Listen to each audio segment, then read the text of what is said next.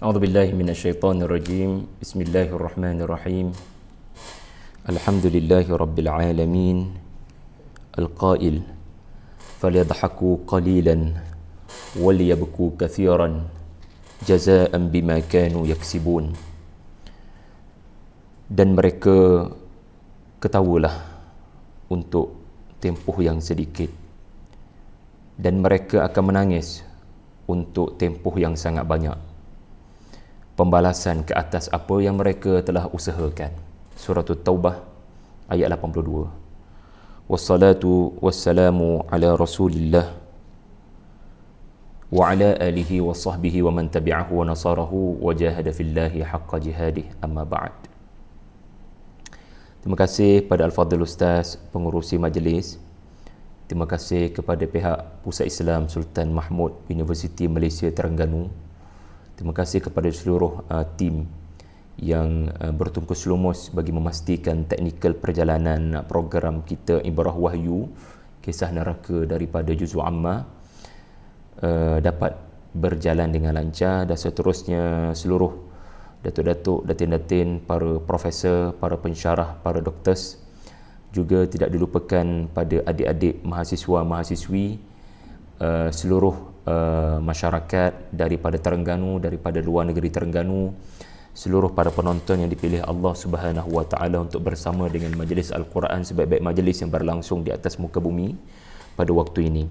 Mudah-mudahan suara saya jelas dan visual saya jelas. Pada hari ini kita memilih untuk menjenguk ke neraka. Sesungguhnya pembentangan neraka di dalam Al-Quran adalah pembentangan yang bertujuan.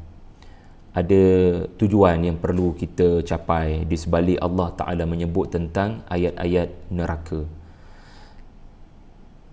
Sebab itulah kita akan dapati tujuan-tujuan berkenaan telah dicapai oleh orang-orang sebelum kita. Al-Quran benar-benar mereka berinteraksi dengan usaha yang gigih untuk mencapai kepada tujuan.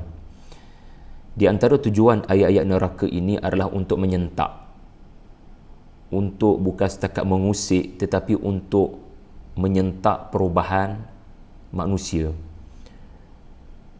Maka sebab itulah para sahabat radhiyallahu anhum, kerana sentakan, kerana ketakutan daripada ayat-ayat yang dibacakan. Dan Al-Quran ini bukanlah sekadar huruf-huruf yang dibacakan dan dibetulkan bacaannya, tetapi yang paling besar, matlamat utama adalah makna. Huruf-huruf itu bila bergabung membentuk kalimah. Kalimah itu bergabung membentuk ayat. Maka kita temui antara ayatnya adalah fawailul lil musallin. Itu adalah satu contoh ayat. Maka neraka wail kepada orang-orang yang menunaikan salat. Alladhina hum an salatihim sahun. Mereka yang tidak menjadikan salat sebagai agenda dalam kehidupan. Mereka meninggalkan salat. Itu adalah bacaan. Tetapi makna daripada ayat berkenaan, ya, apabila kita ketahui, maka ia menjadi gambaran di hadapan mata kita. Adanya ahli neraka yang menunaikan salat. Ya, mereka menunaikan salat, tetapi salat yang mereka kerjakan adalah salat yang ada di hujung-hujung waktu. Mereka yang solat tidak menjadi keutamaan. Walladzina hum yura'un. Adapun kalau mereka solat untuk menunjuk-nunjuk kepada kaum mukminin. Allahumma la taj'alna minhum. Ternyata ahli neraka juga ada kalangan mereka yang menunaikan solat. Maka mana tidak gerunnya orang-orang yang menunaikan solat? Nabi SAW membacakan ayat mengenai neraka wail kepada orang-orang yang menunaikan salat bukan dalam satu bentuk ayat, bahkan menjadi 3 ayat. Sedangkan ia berbicara tentang satu makna. Penduduk neraka kalangan mereka adalah orang-orang yang meninggalkan salat, yang kekadang menunaikan salat, tetapi yang kekadang itu ditunaikan untuk menunjuk-nunjuk. Ia boleh berlaku dalam hanya satu ayat. Fawailul lil musallin alladhina hum an salatihim sahun. Dia boleh jadi satu ayat. Namun Al-Quran itu ayat-ayatnya ditentukan oleh Allah. Dan kebanyakan berlaku di mana satu ayat dipecah menjadi 2. Kerana apa ya? Supaya setiap kamu dapat menghayati dan merasai bahawasanya makna ayat tersebut dan sasaran ayat tersebut adalah kepada dirimu dan bukan orang lain. Maka sebab itulah fawailul lil musallin, berhenti. Itu adalah satu ayat. Maka ketika para sahabat kali pertama mendengar ayat ini, dan barangkali Nabi berhenti di situ agak lama, fawailul lil musallin, mana tak cemas para sahabat di belakang sebagai makmum, neraka wail kepada orang yang salat. Mereka sangat cemas kerana ayat itu tuju kepada mereka, kerana mereka menunaikan salat. Namun ayat seterusnya melegakan mereka, iaitulah mereka yang tidak menjadikan salat sebagai agenda kehidupan. Tetapi sekurang-kurangnya para sahabat dididik untuk tidak menganggap ayat-ayat neraka tiada kena-mengena dengan mereka. Hikmah bila fawailul lil musallin, hikmah Allah berhenti kat situ, Allah menghentikan bacaan di situ adalah supaya semua kamu yang menunaikan salat tidak sekali-kali rasa selesa dengan salat yang kamu kerjakan. Kamu tetap merasakan kamu tidak terkecuali daripada azab berkenaan. Lalu mudah-mudahan kamu tersentak dan kamu melakukan perubahan kepada menjadi lebih baik. Yang berdosa, yang bermaksiat, kembali kepada bertaubat. Kalau itulah pendekatan Al-Quran, fawailul lil musallin, semua orang yang menunaikan salat diheret masuk ke dalam surah ini, kemudian legalah sedikit rupa-rupanya orang-orang yang riak sahaja. Namun itu adalah cara Allah mengajar kita adab-adab berinteraksi dengan ayat-ayat wail, ayat-ayat neraka. Iaitulah jangan sekali-kali kamu tidak merasakan ayat itu ditujukan kepada kamu hanya kerana kamu seorang mukmin, hanya kerana kamu menunaikan salat, hanya kerana kamu merasakan kamu sudah baik beragama. Fala tuzakku anfusakum, jangan kamu anggap diri kamu suci dan terkecuali daripada azab. Nabi SAW pernah meminta kepada Ibnu Mas'ud radhiyallahu anhu agar membacakan kepadanya apa-apa daripada Al-Quran. Lalu Ibnu Mas'ud berkata, ya Rasulullah, aqra'u alayka wa alayka unzil, bagaimana aku membacakan kepadamu Al-Quran sedangkan Al-Quran diturunkan kepadamu? Lalu Nabi menjawab, inni uhibbu an asma'ahu min ghairi, aku suka dengan Quran dari bacaan orang lain. Ini sunnah Nabi. Kadang kita baca kita tak terasa, orang lain baca yang barangkali bacaannya lebih baik, ya, orang lain baca kita boleh terasa.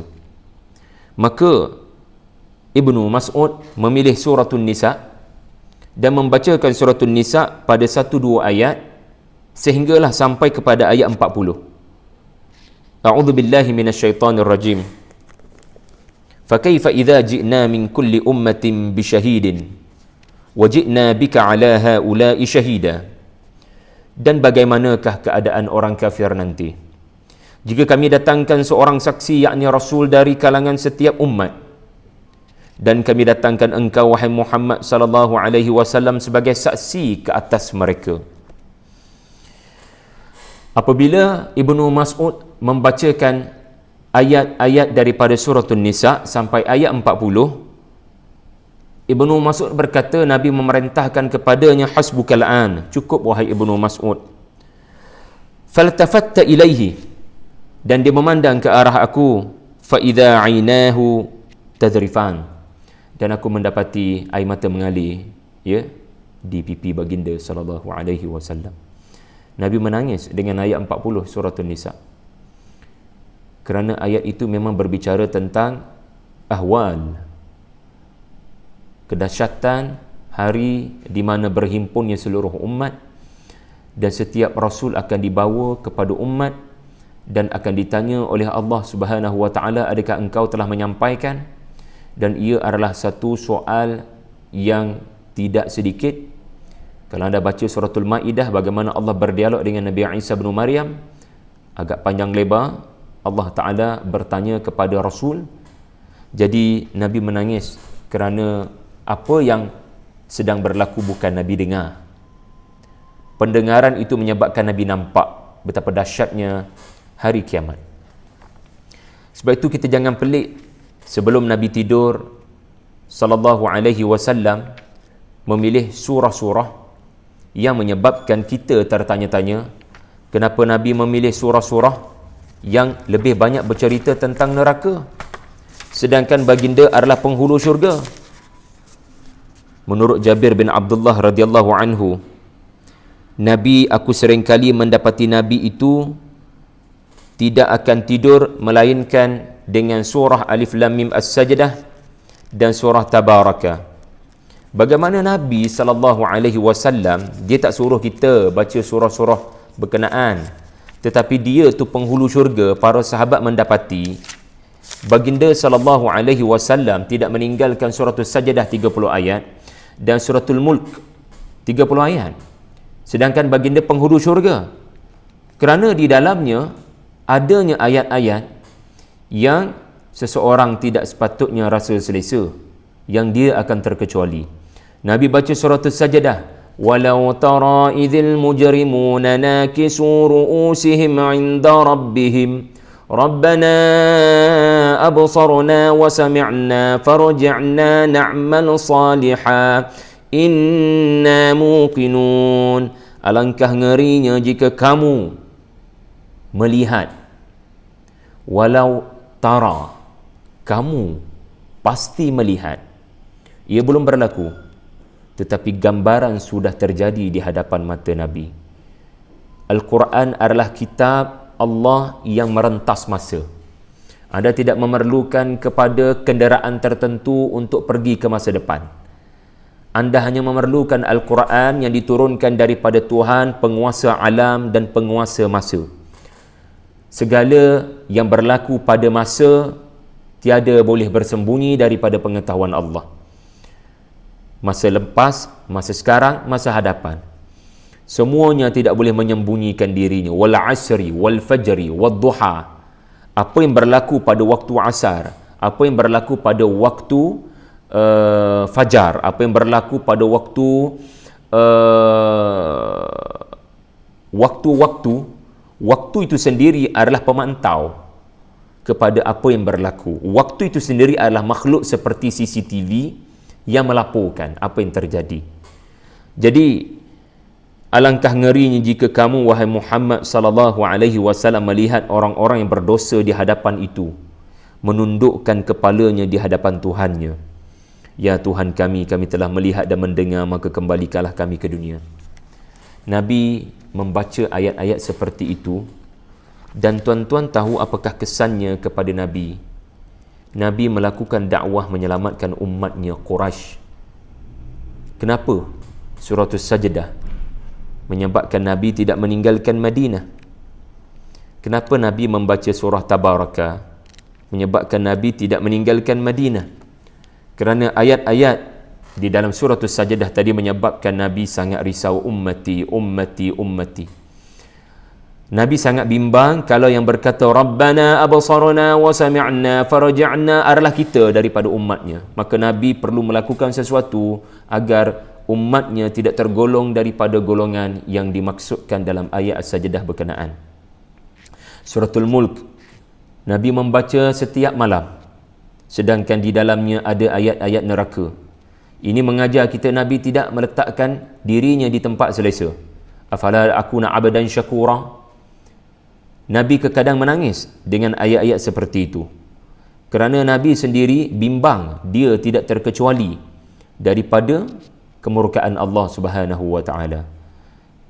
10 orang yang dijamin syurga juga tidak pernah merasa selesa dengan ayat-ayat neraka. Setiap hari Jumaat, pemimpin mereka Nabi SAW, Abu Bakar dekat belakang, Umar dekat belakang, Uthman dekat belakang, Ali dekat belakang makmum, Abdul Rahman bin Auf dekat belakang, Sa'ad bin Abi Waqqas dekat belakang, semua makmum. Tapi datang hari Jumaat, Nabi membaca suratul Munafikun. Munafik tak datang semayang pun, tetapi yang duduk mendengar suratul Munafikun para sahabat. Kenapa Nabi membacakan suratul Munafikun sedangkan suratul Munafikun sasarannya adalah kepada Abdullah bin Ubay? Sepatutnya suratul Munafikun dibacakan kepada kumpulan orang-orang munafik, pergi pada diorang dan membacakan surah berkenaan. Tapi Nabi menjadikan sunnah Hari Jumaat Nabi akan membaca suratul Jumu'ah dan suratul Munafikun, dan di belakangnya adalah sekurang-kurangnya para sahabat yang terjamin masuk ke syurga. Kenapa? Kerana di antara cara orang-orang masuk ke syurga adalah gerun dengan ayat-ayat neraka. Jadi mudah-mudahan kita tergolong daripada mereka yang apabila melalui ayat-ayat neraka mereka tidak tergesa-gesa membaca. Mereka boleh berkata sebagaimana Nabi berkata kepada Ibnu Mas'ud, hasbukal an, please stop. Kita kata pada diri kita, stop. Am I understand this ayah? Adakah saya faham ayat ni? Adakah Nabi yang beruban kerana surah Hud menunjukkan sisi-sisi kemurkaan Allah? Adakah kita mengalami pengalaman yang sama bila melalui ayat-ayat seperti لِلطَّاغِينَ مَآبًا لَابِثِينَ فِيهَا أَحْقَابًا لَا يَذُوقُونَ فِيهَا بَرْدًا وَلَا شَرَابًا. Barangkali kita berusaha untuk membetulkan cara sebutan huruf-huruf ini. Barangkali kita ditegur untuk membacakan ayat ini dengan betul. Tetapi perlu diingat, makna-makna ini bukan pada sebutan huruf sahaja. Sebutan huruf itu adalah untuk memastikan kita membaca Quran sebagaimana ia diturunkan. Tetapi matlamat Al-Quran diturunkan adalah makna ayat berkenaan masuk ke dalam fikiran dan masuk ke dalam hati. Yang kita risau, ia sekadar satu cara betul membaca tetapi fahamnya tidak masuk. Dan kita juga risau, faham itu masuk, terjemahan itu ada, tetapi tidak masuk pula ke dalam hati. Para sahabat menangis kerana Al-Quran menyentak hati. Afala yatadabbarun Al-Quran am ala qulubin aqfaluha. Kau tak buka pintu hatimu. Hatimu seumpama khazanah rumah yang ada pintu. Kau tidak membuka pintu berkenaan.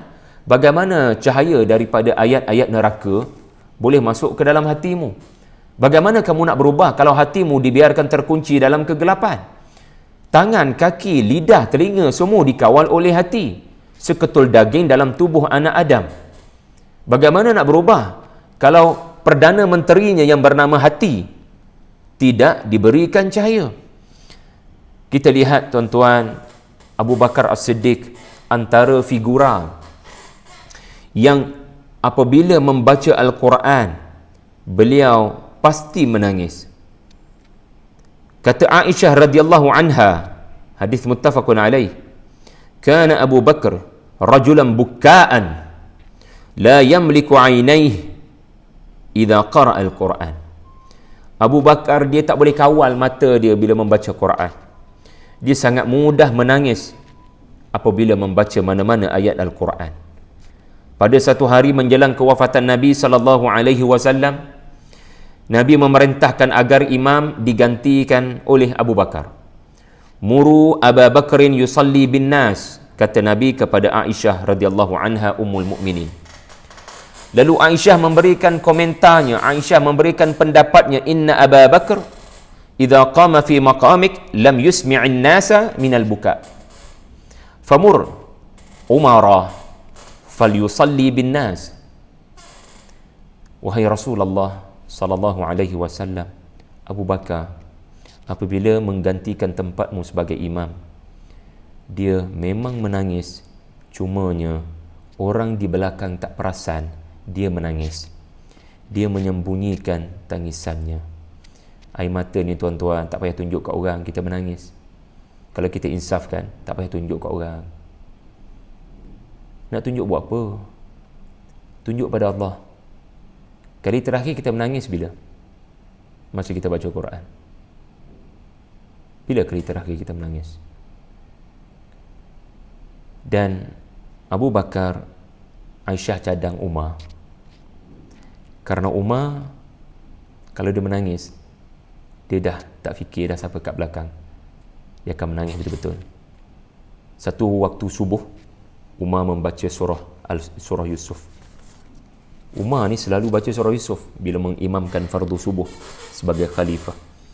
Makmum paling belakang boleh dengar tangis air mata Umar radhiyallahu anhu. Makmum paling belakang boleh dengar tangisan Umar Al-Khattab. Jadi para sahabat tidak pernah berlakon dengan ayat-ayat Allah. Sebab tu para sahabat turun satu ayat, turun 10 ayat, mereka tidak akan berganjak pergi kepada ayat seterusnya. Walaupun suratul Naba turun sekaligus, tetapi mereka punya cara interaksi dengan Quran adalah memberikan hak-hak kepada ayat-ayat berkenaan. 10 ayat cerita pasal neraka, maka hari itu pasal neraka cukup. Walaupun surah tu ada 110 ayat. Kerana hak ayat-ayat neraka adalah kamu mesti tersentak dan melakukan perubahan. Maka perubahan itulah yang Allah Ta'ala mahukan berlaku kepada kita. Itu asbab untuk mendapat rahmat dan syurga. Ayat neraka untuk kamu ke syurga. Ayat neraka untuk kamu dapat rahmat dan memilih jalan untuk ke syurga.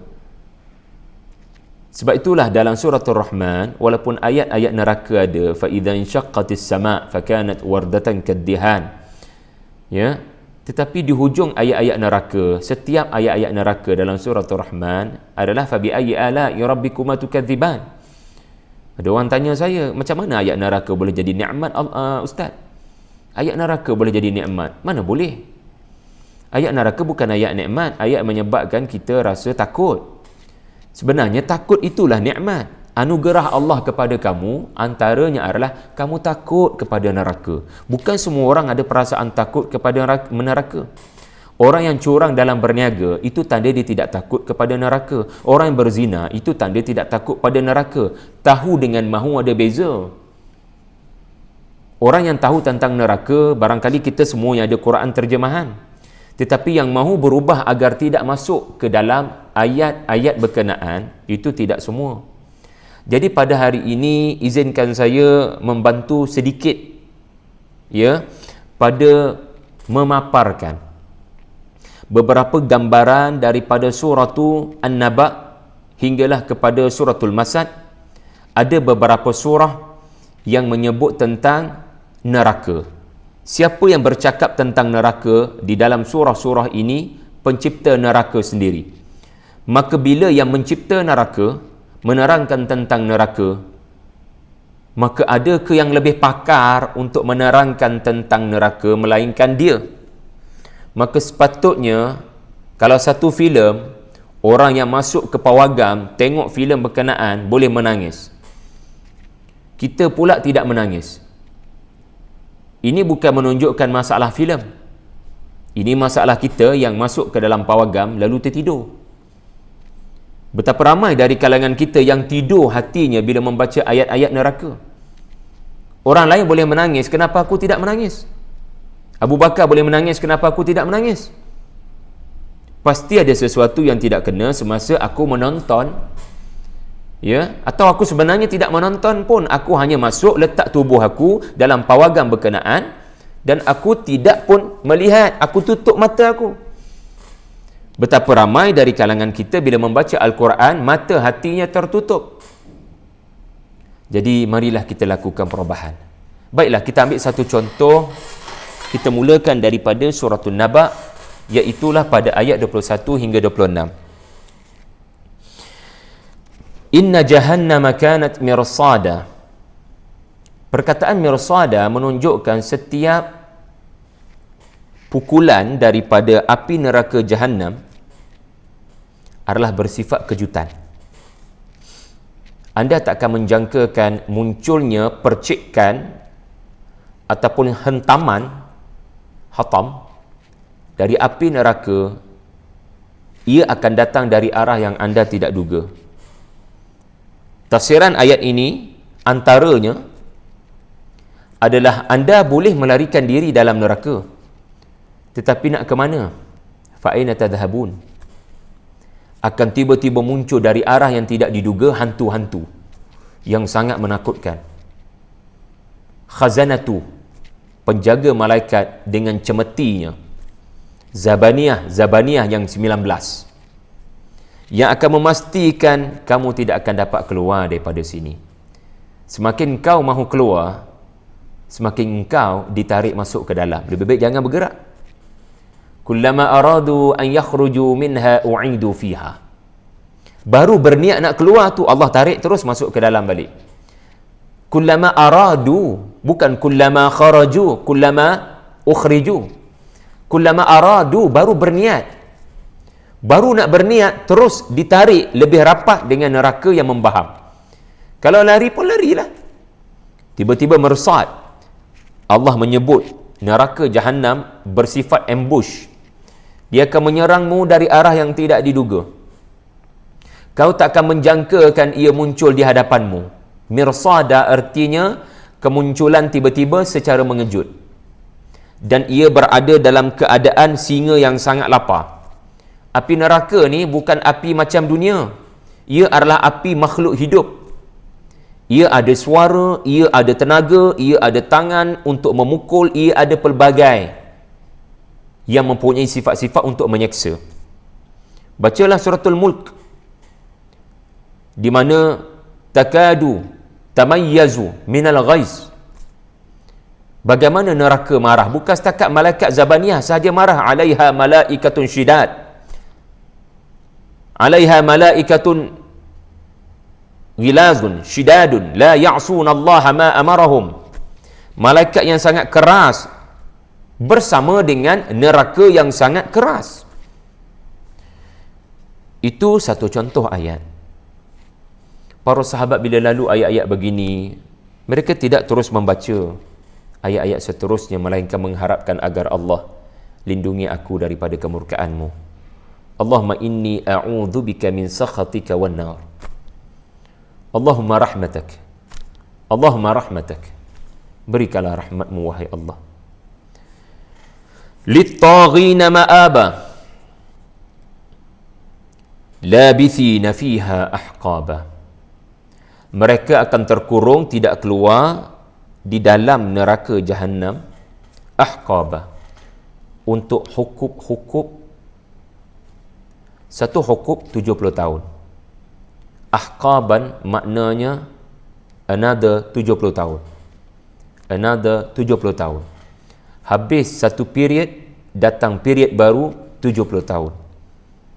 Kerana dalam pertuturan orang-orang Arab, sebagaimana Nabi Musa alaihi salam berkata, ya, au amdiya hukubah, aku akan berjalan walaupun akan mengambil masa, ya, beberapa hukub. Walaupun terpaksa mengambil 70 tahun, aku tetap akan berjalan. Ahqaban bukan bermakna lepas 70 tahun rehat, and then lepas 70 tahun pula rehat. Ahqaban bermakna recycle. Kamu menjangka selepas 70 tahun kena azab, kamu dapat kerehatan satu hari. 70 tahun tuan-tuan. Kalangan kita pun belum tentu akan dapat hidup senang 70 tahun.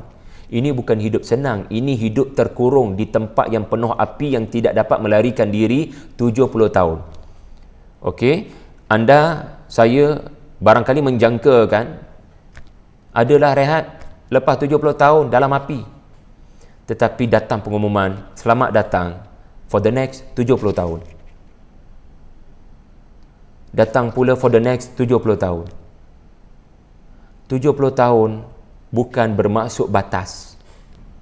Ia menunjukkan selama-lamanya. Kalau kita lihat pada ayat yang lain, sebagaimana suratul Maidah ayat 37, surah yang kelima, kita akan lebih faham apa maksud ahqaba. Yuriduna an yakhruju minan nari wa ma hum bikharijina minha walahum adzabun muqim. Mereka mahu keluar. Neraka itu sifatnya semua orang nak keluar. Dia bukan rumah, dia bukan RNR, dia bukan kereta. Hatta kereta pun kita boleh duduk lagi 3-4 jam. Buka tingkap sikit lah supaya tak berbahaya kepada pernafasan kita. Kereta sekalipun orang masih lagi boleh bersabar. Stay at home. PKPB, orang Selangor, orang wilayah, orang Sabah. Duduk kat rumah walaupun tak ada Astro, walaupun tak ada wifi, tapi sekurang-kurangnya masih ada bantal nak tidur. Masih ada makanan lah mudah-mudahan. Tetapi dalam neraka, ia bukan tempat yang orang bercita-cita untuk duduk walau sesaat. Tiba-tiba Allah Ta'ala kata mereka duduk 70 tahun. kemudian another 70 tahun, kemudian another 70 tahun. Ayat Al-Ma'idah menunjukkan mereka kekal di dalamnya. Ini makna ahqaba. Bukan makna lepas 70 tahun berehat. Tidak ada rehat. Kalau anda tidak dibenarkan rehat, tetapi anda berada dalam rumah, bekerja dan bekerja dan bekerja, okey lagi. Tak dibenarkan rehat oleh majikan. 8 jam bekerja, tak dibenarkan rehat. Pukul 1 ke pukul 2, orang lain keluar rehat, aku nak kau stay dekat office buat kerja. Rasanya boleh sabar lagi sebab balik rumah boleh rehat. Kat pejabat je lah tak boleh rehat. Di dalam neraka, dia bukan suasana rumah kita. Rumah itu dalam bahasa Arab dia panggil masir. Tempat anda tuju lepas anda penat bekerja. Ini makna masir. Ya, ini makna masir. Iaitulah tempat yang anda tuju apabila anda sudah keletihan dan kepenatan melakukan kerja. Jadi walaupun anda kena torture kat tempat kerja lah katakan, tak ada rehat, tetapi rumah anda adalah masir. Balik ke rumah rehat, tak ada orang boleh kacau ayah malam ni. Ayah penat sangat. Tetapi Allah Ta'ala umumkan dalam Al-Quran, neraka adalah bi'sal masir. Kau penat ya? Kau letih ya? Tak dapat minum seteguk selepas 1 minit aku azab. Mari aku umumkan kerehatan kamu. Pergi ke sana. Kat situ ada tempat untuk berehat. Dan ternyata fa'ummuhu hawiyah. Fa'ummuhu hawiyah. Nanti kita huraikan ayat berkenaan. Tetapi nak katanya tempat berehatnya adalah api. Dia meninggalkan api, pergi kepada api. Yatufuna bainaha wa baina hamimin an. Kata surah Ar-Rahman. Dia tidak melakukan melainkan tawaf sahaja. Ke sana ke sini tiada beza. Yang hanya ada adalah api neraka. Duduk dalam api tuan-tuan, kebakaran, rumah terbakar. Takkan anda nak duduk. Sekurang-kurangnya kalau api tu di tingkat atas, asap tu sampai ke bawah atau boleh lemas. Ini bukan asap 24 jam masuk dalam tubuh. Ini adalah api di sekeliling anda 24 jam. Dan orang yang rentung kesakitan akibat api hanya mengharapkan kematian sahaja untuk berhenti sakit dengan api yang kena kepada tubuh akibat tidak dapat escape daripada terperangkap di dalam bangunan yang runtuh dan terbakar. Lebih baik mati. Tetapi ya laitani mittu qabla hadha. Kalaulah aku mati. Ya laitani kuntu turaba. Kalaulah aku mati.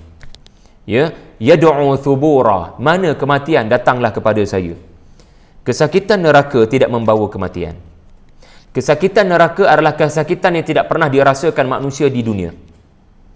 Ini fakta nombor 1. Kesakitan api neraka bukan kesakitan api dunia. Kesakitan yang dialami oleh penduduk neraka adalah kesakitan yang tidak pernah dialami oleh manusia di dunia.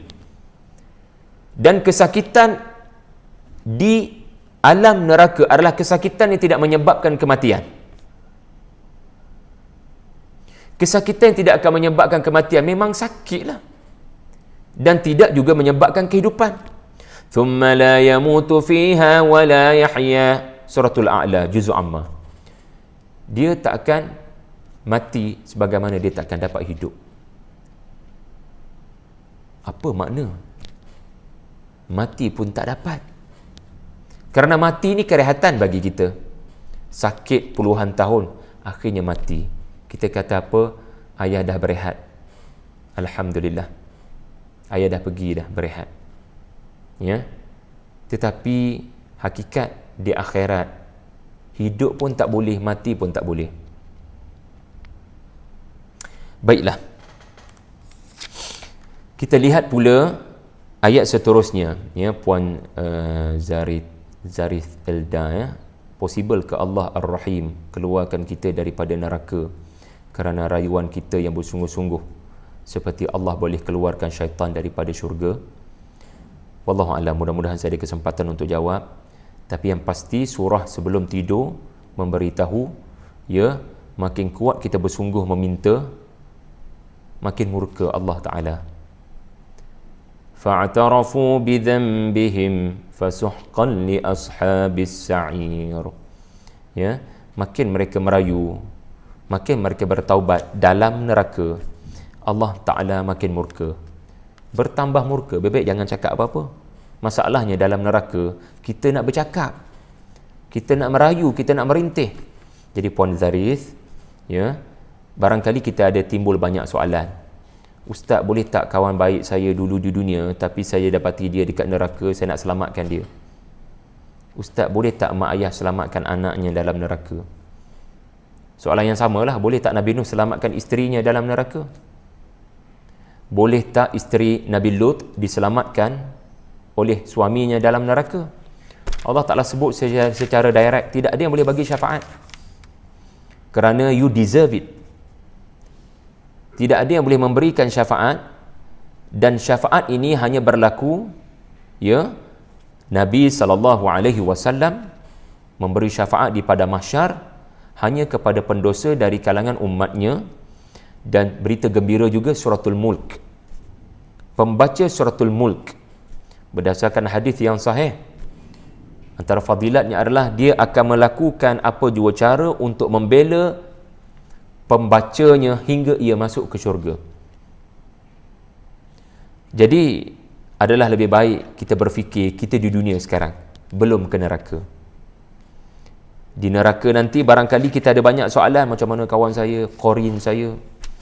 Lebih baik kita fikir kita selamatkan kawan-kawan kita, daripada kita duduk fikir ayah nanti duduk dalam neraka macam mana ustaz. Adakah Nabi Ibrahim boleh selamatkan ayahnya?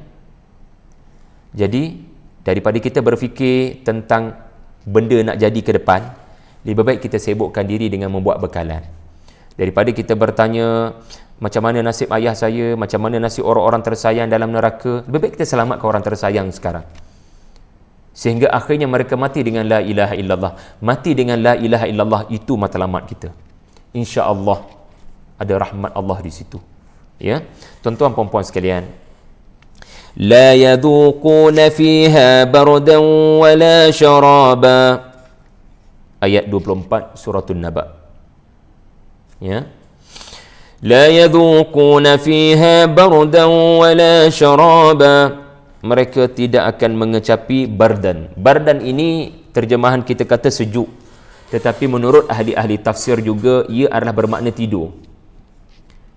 Tuan-tuan bayangkan hidup anda 24 jam tidak tidur. Selepas 24 jam, jam yang ke-25, lihat apa berlaku pada tubuh anda. Tak payah bincang pasal stamina, itu confirm akan lemah, tapi kepala kita pening. Kita dah tak berapa berjalan dengan seimbang. Cuba bertahan 24 jam tidak tidur.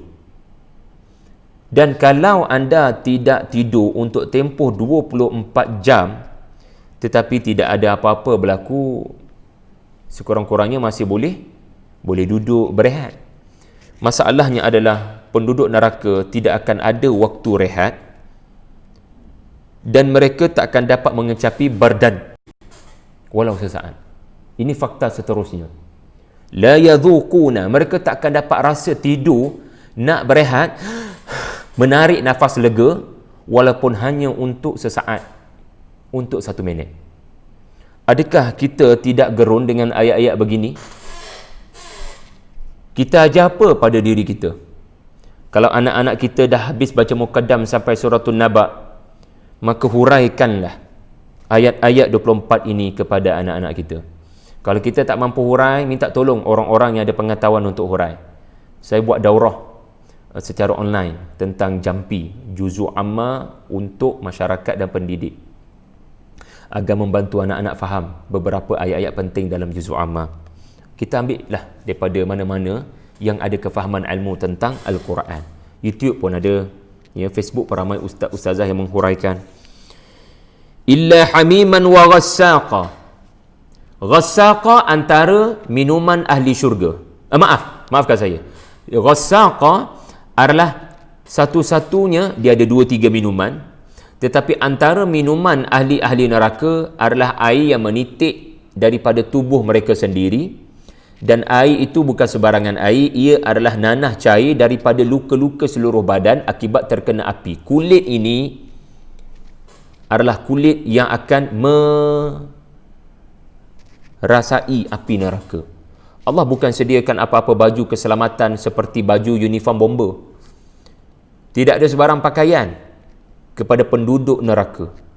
Mereka bertelanjang bulat, dengan kulit mereka lah satu-satunya pakaian untuk menangkis daripada api yang datang membahap.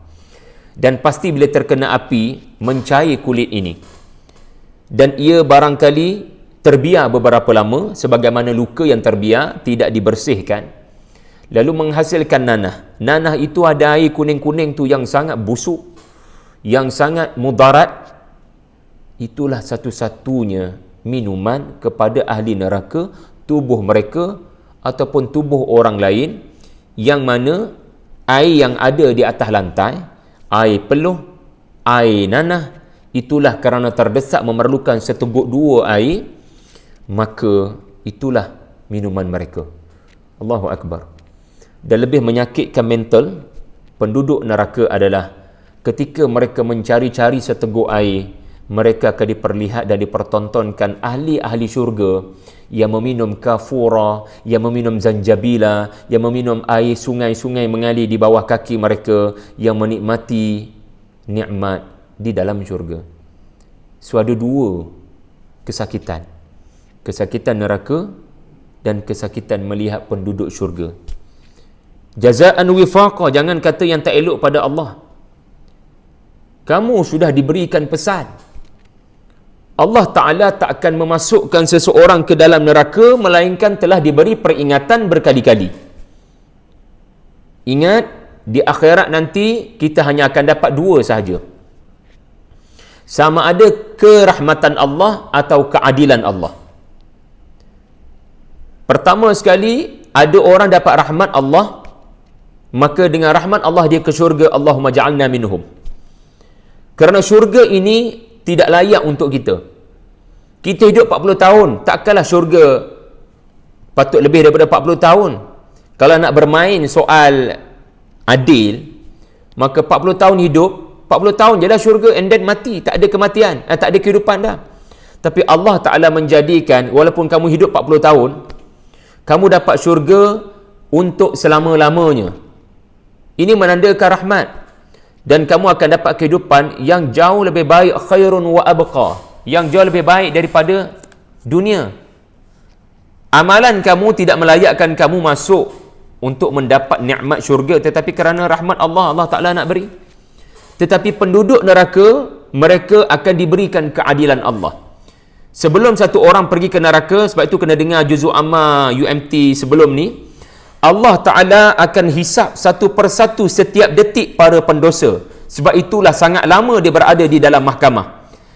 Dia akan diperhitungkan setiap satu persatu dosa sehingga dia ke neraka ala bayyinah. Dia masuk ke neraka liyuhlika man halaka ala bayyinah. Allah Ta'ala akan memasukkan seseorang itu ke dalam neraka dengan dia benar-benar puas hati. Puas hati, maksudnya dia benar-benar tak ada isu sentimen dengan Allah Ta'ala. Dia tidak akan sekali-kali protes. Sebab itu anda tak akan temui suara ahli neraka mengatakan kepada Tuhannya perkataan-perkataan yang menunjukkan aku tidak patut dikenakan begini. Bahkan apa yang anda akan lihat adalah ucapan-ucapan ahli neraka yang menyesali. Maafkan kami, maafkan kami. Kerana mereka memahami, mereka deserve.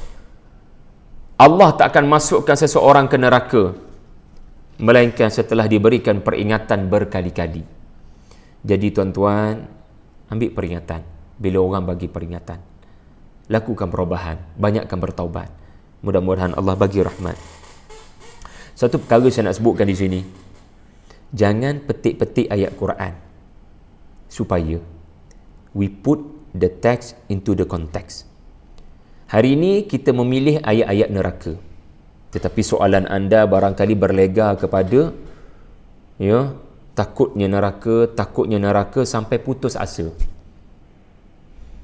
Seolah-olah Al-Quran memaparkan video 18 SD.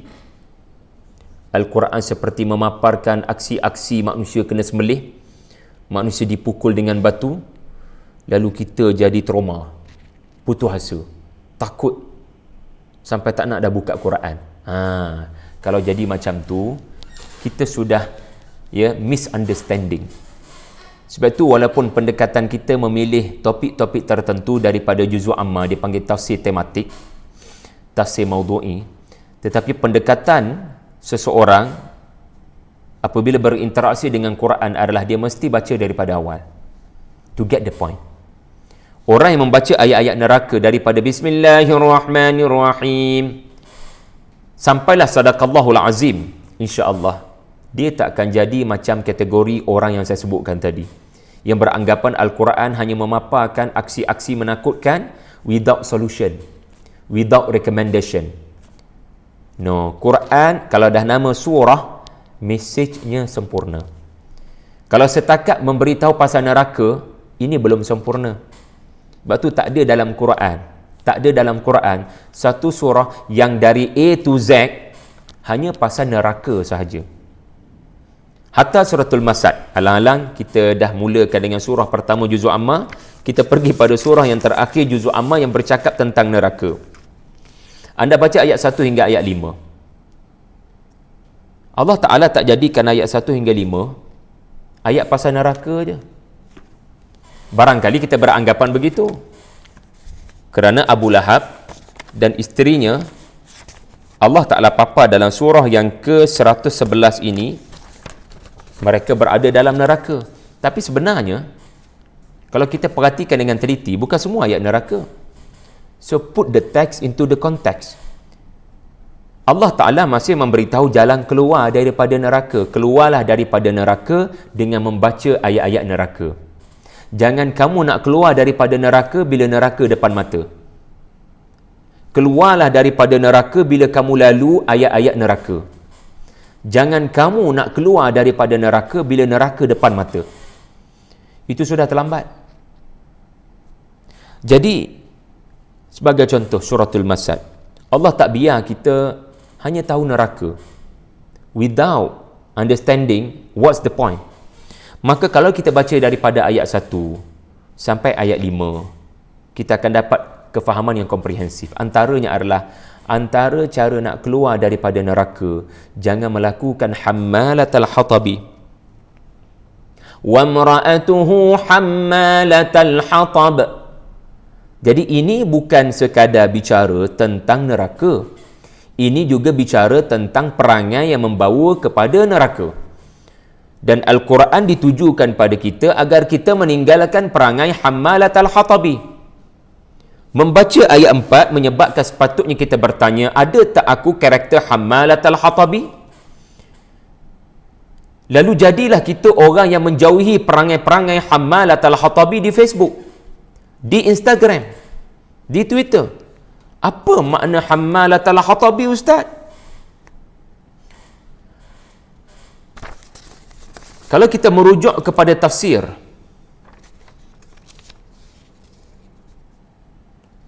maka Qatadah radhiyallahu anhu, Ikrimah radhiyallahu anhu, Hasan Basri radhiyallahu anhu, Mujahid radhiyallahu anhu, murid-murid Ibnu Abbas, Sufyan Ats-Tsauri berkata, hatabi, pemikul hatab, pemikul beban. Ya, pemikul beban ini adalah pemikul beban dosa. Dosa apa? Slander. From one person to another person. Iaitulah menimbulkan api kebencian, perkauman, saling memutuskan silaturahim, memecah belahkan masyarakat yang bersatu dengan iman. Dia nak pecah belahkan dengan berita fasik. Dia tak boleh nampak orang-orang mukmin itu bersatu di bawah Nabi. Sebab tu Allah Ta'ala tak sebut nama supaya kita bertanya, kita ada tak perangai wa mar'atuhu hammalatal hatabi. Jadi ini bukan soal ayat neraka sahaja, kita kena baca daripada awal. Ya, jadi pendekatan kita bagi tahu apa ayat neraka dengan harapan tuan-tuan yang mendengar baca daripada awal sampailah kepada hujung ayat. Sadaqallahul azim. Baru kita akan dapat kefahaman yang komprehensif dan tidak beranggapan Al-Quran memberitahu cerita-cerita 18 SG. Okey, saya cuba tengok kalau ada soalan di ruangan YouTube kita ni, UMT, kenapa tak dengar ya? Okey, itu rasanya bukan soalan kepada saya. Okey, insya-Allah okey belaka. Terima kasih pada komentar Ustazah Khatijah Harun. Ya, yang lain-lain ni Ustazah Faizah, mana lagi yang mendengar ni, kita terima kasih kerana sudi mendengar. Ada soalan Ustaz? Tak ada, tak apa, saya teruskan.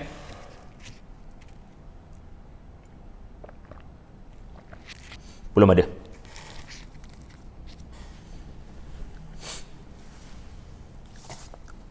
Betul. Ya.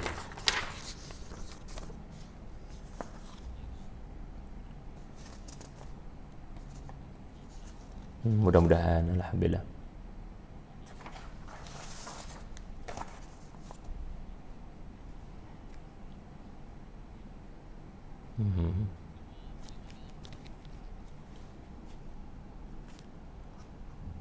Ya.